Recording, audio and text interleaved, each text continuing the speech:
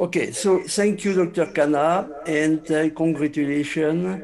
As usual, you have a beautiful meeting of high level. So I would like to speak on a new technique on carotid management. You know that 40% of ischemic stroke are due to carotid stenosis, so we can propose medical therapy for all patients, surgery or angioplasty. Indication for carotid intervention for symptomatic patient, a stenosis greater than 50%, and you need a procedural stroke mortality risk less than 6%. For asymptomatic patient, we treat stenosis greater than 70% with a procedural stroke mortality which should be less than 3%. And for most asymptomatic lesion, as we have seen this morning, best medical treatment should be sufficient in a lot of cases. And what are the results? In this meta-analysis with the 5 most recent randomized controlled trial, you see that angioplasty and surgery are comparable for long-term stroke prevention for symptomatic and asymptomatic patients.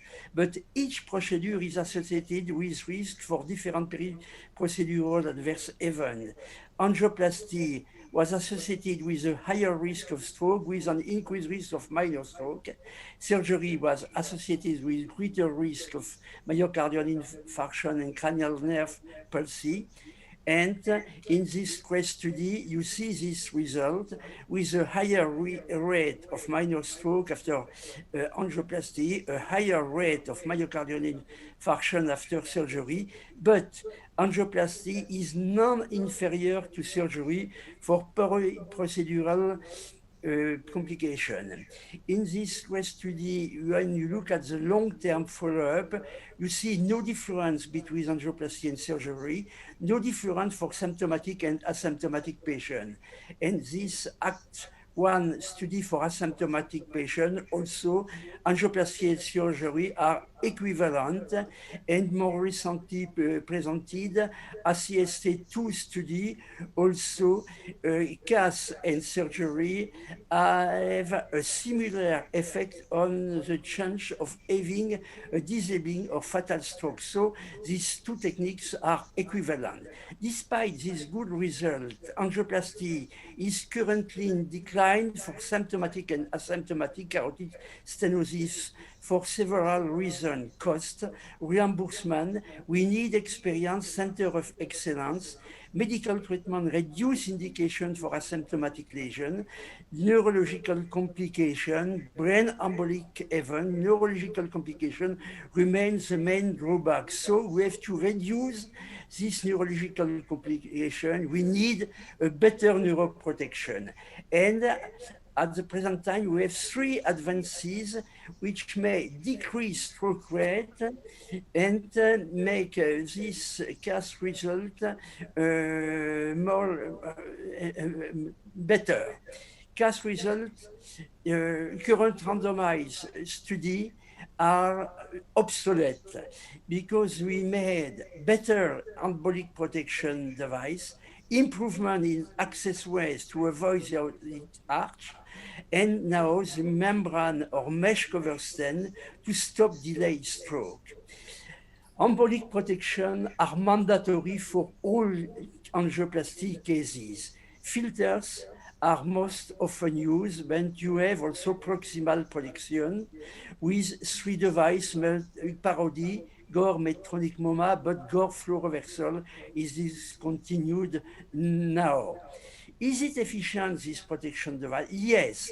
And in this case study, you see that without protection, the complication rate is high, about 21%, and with protection is very low, about 5%. Filters, we have a lot of filters, and you can see that with filters, complication rate is very low, and in our personnel series, more than 1,000 cases, less than 1%. With proximal protection, also the results are good, and this in one meta-analysis done by Berzin, there is no difference between filters and proximal protection.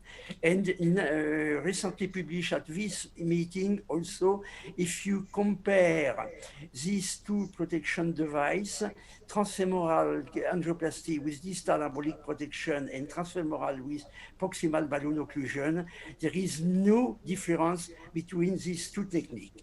We have new embolic protection device, but all these two embolic protection are maybe not good.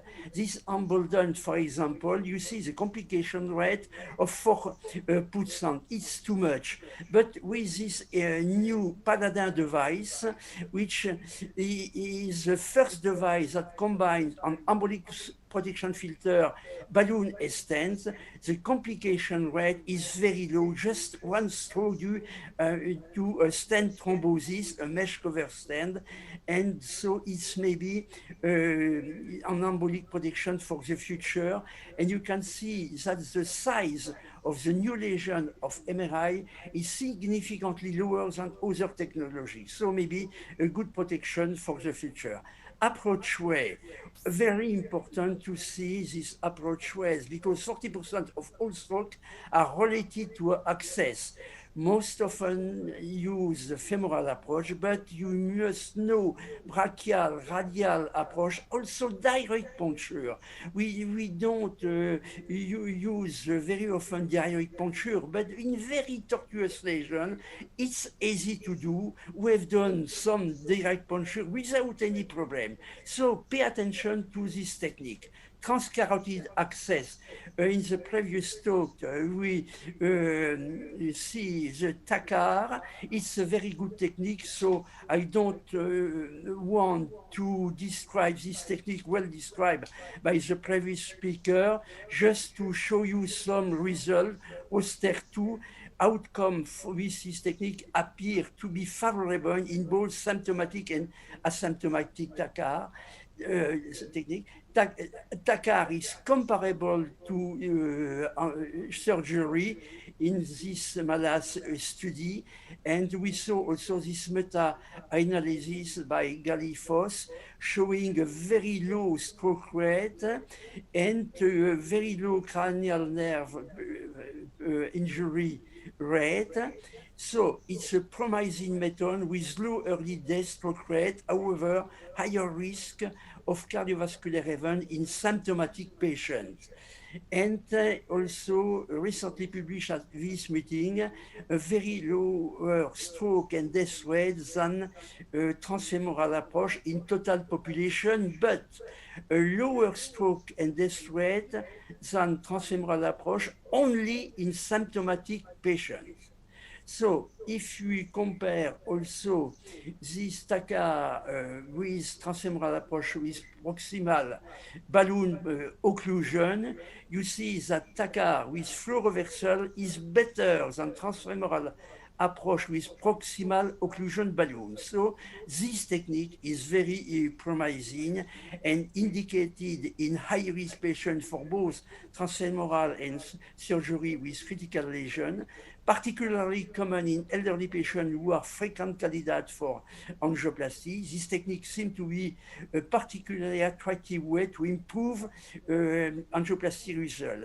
Percutaneous modification are the future. Stent design play an important role, and we can reduce brain embolism with new stent. You know that we have prolapse through conventional stent, and if you compare closed stent, open cell device, you have more important plaque prolapse with open cell device.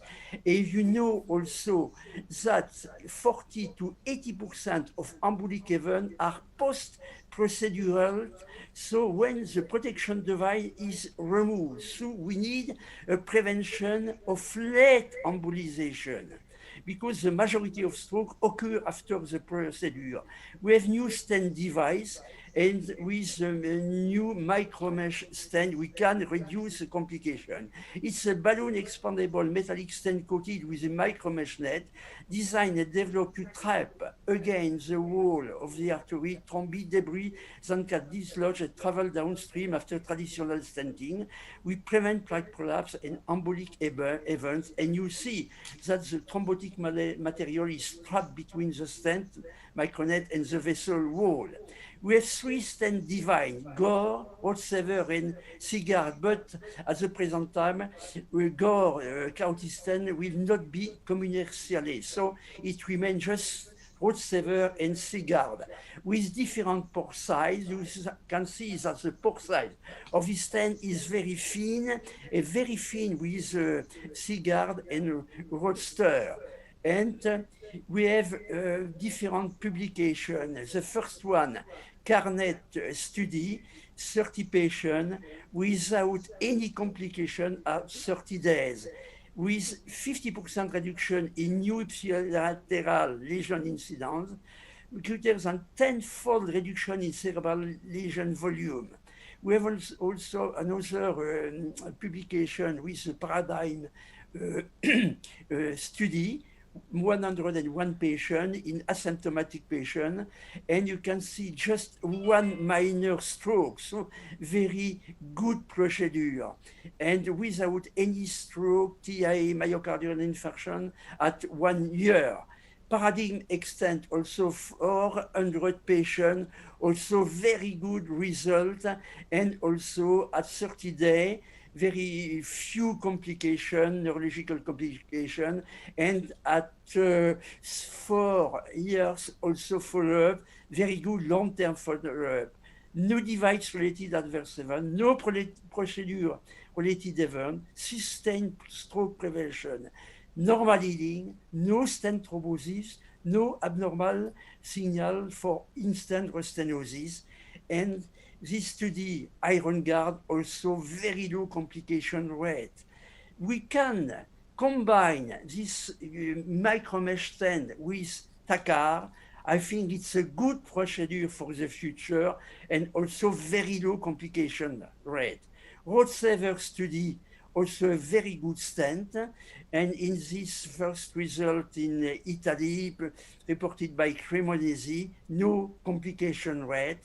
Also very low complication rate in this combined study, Holtsever and Sigard.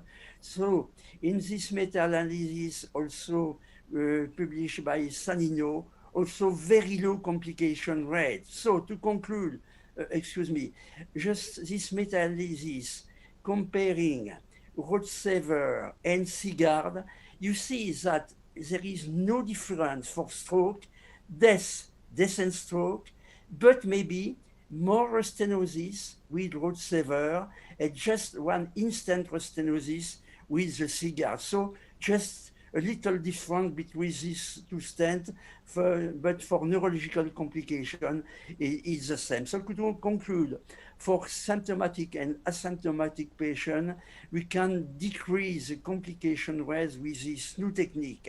The efficacy of this method will be proposed, but we have appropriate clinical trial, and maybe new trial should be planned for the future, but we can conclude that the outlook forecast, the outlook forecast looks bright for the future, as said by Frank Swiss. Thank you for your attention.